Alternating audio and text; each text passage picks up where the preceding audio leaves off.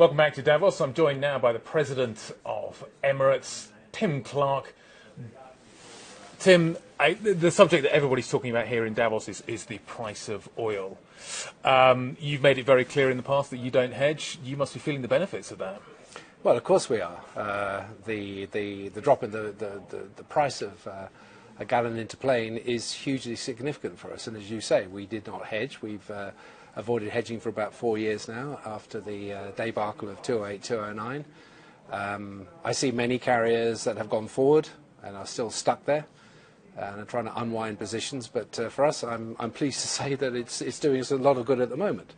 Volatility works two ways, and the price could bounce back very, very quickly as well. The purpose of hedging is to a certain extent is to smooth that process out. You're happy to deal with that volatility? I think you have to recognise that there is a change in the supply calculus now, and there are geopolitical effects on that supply calculus change. So on the one hand, you've got the US now becoming almost self-sufficient in oil, producing over 9.5 million barrels a day. And you've got the OPEC producers being reluctant to reduce supply.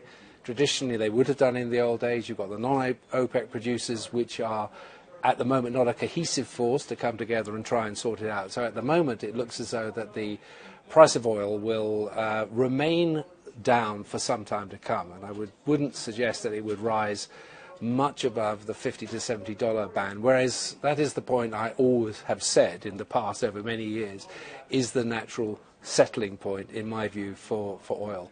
So what you're seeing now is a major reset in the way hydrocarbons are priced and the demand for hydrocarbons. As far as going forward now, as far as we're concerned with regard to hedging, I don't believe the time is right to do that. I'm not saying we wouldn't do it in the future. Right. But to lay off volatility, you're right, people tend to like to have price into plane in our case, which allows them to resource manage the rest of the business. The enterprise has to take care of that because it was a 41% element of our cost. But we need to be a little bit more mindful of the changing geopolitics of the world at the moment and the way demand is coming off. We see the Eurozone going into a low-level demand, possibly in a deflationary situation. We've got possible ECB QE coming in the next 48 hours or whatever. So there are some significant changes.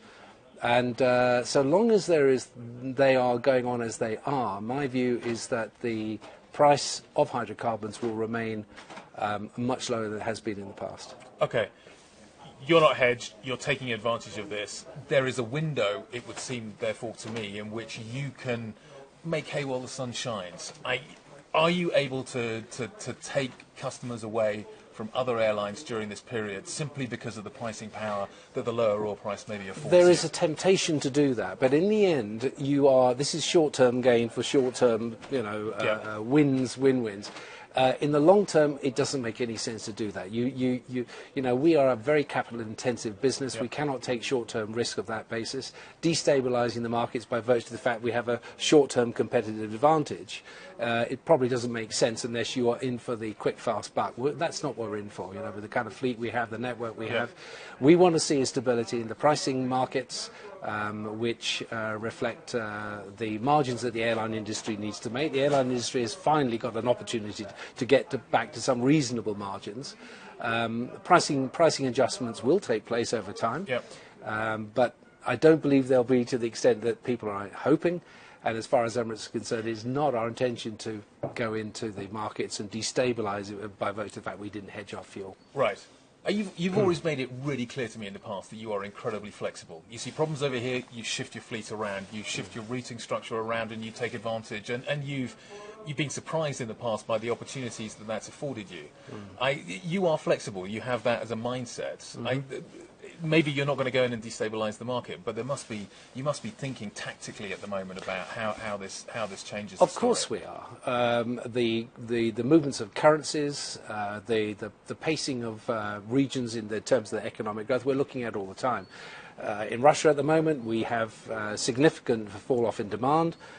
Collapse of the currency, so we're withdrawing capacity there. Where are we putting it? Into those areas that we know would take it and are growing even under these current conditions in Europe or Asia or America. There's no shortage of places that we can adjust capacity and take the gain if we want to in the short term.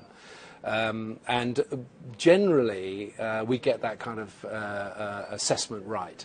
And it is because of that flexibility that we were able to grow our business as nimbly and as dynamically as we do.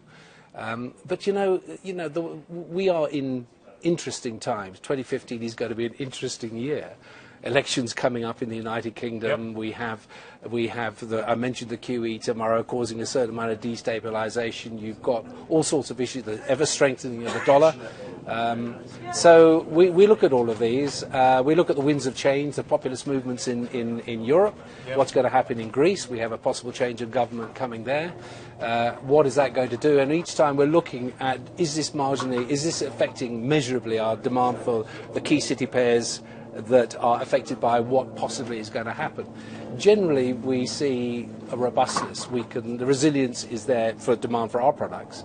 But the moment there is an element of flakiness, then we're looking at that to see whether we make short-term adjustments, possibly to go back in the future when things stabilise. That's the nature of the beast. Let's talk a little bit about the aeroplanes that you fly. You are you are really the only customer at the moment for the A380. Other airlines fly them, but in no way to the same degree that you do. That gives you tremendous power over what comes out of Toulouse. You've made it clear in the past that you're already at the stage where you're thinking about a 380 Neo, a new engine option version of that aircraft. I've spoken to Fabrice Bregier, I've spoken to John Leahy. It doesn't seem to be the kind of priority number one for them right now. Well, if I was to put myself in their position, looking at the dearth of orders, etc., and the enthusiasm for the aeroplane, then perhaps they would be a little bit jaundiced about what they see the future of the aircraft to be. I'm not being disingenuous to my friends in Toulouse and the marketing stuff, but somebody needs to get a message across that this aircraft has enormous qualities, both in terms of its passenger appeal, its product, and the ability to mitigate the bottom line issues that we've talked about earlier, fuel, etc., etc. Now, what does the Neo do? It helps that enormously. We're talking about a 10 to 13% in the seat mile improvement in the seat mile costs of that aeroplane, which is already a very good aeroplane for us.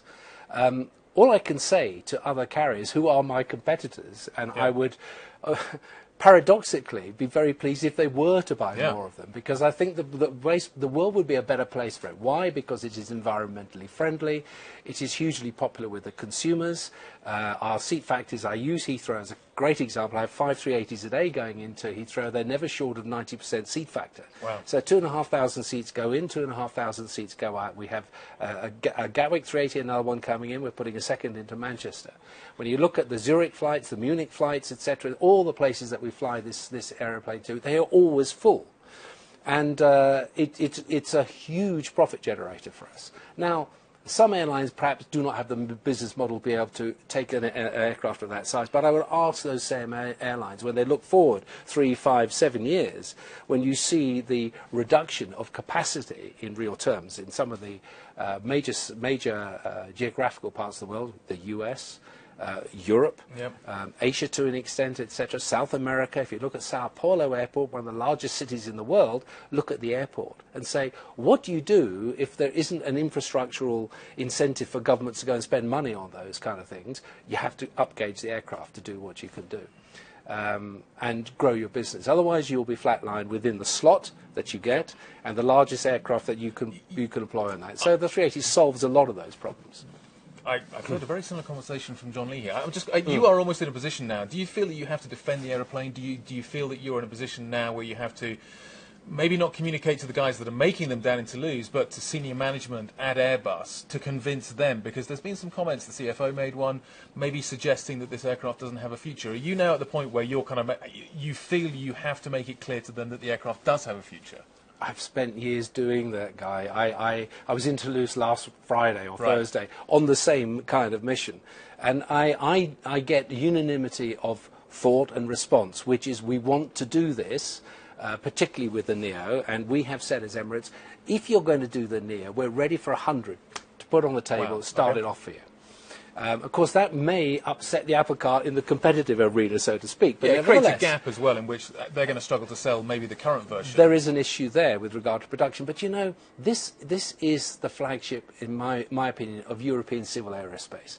At a time when the Eurozone is really coming up against difficulties, the last thing you want to do is with the European aerospace centre, which is essentially Airbus with its conglomerate of supply and the supply chain in Europe, is to can an aeroplane.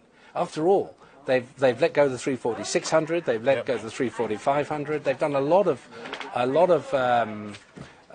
cutting back of the size of aircraft that, in my view, you're going to need, given that we will get through this global economy hiccup, if you can call it that, and demand will return. And when it does return, what are you left with? Now, they've just got the 350-900 out of the door. The 350-1000 is going to come out later. But is it going to do the job in the higher-end segments when you haven't got a 360 to 600 seat plus aeroplane to do it and do the missions that you want? Now, I think that it would be a major pity for Europe if that was to happen in the Economic Forum, as we learn about the difficulties of the European economies. To see this one go would make no sense at all.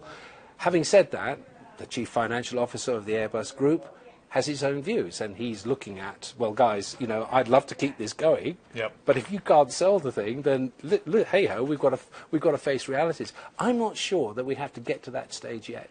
I think they have to deal with the periods that they haven't got aircraft sold, which is a couple of years, then kick in where I believe the NEO will do a lot of good for the marketeers to be able to go out and sell something that is essentially a very good product. And I'm confident that if they do that, that they can find buyers for this aeroplane post-2020. Tim, always a pleasure. Thanks for your time. Great. Tim Clark, President of Emirates.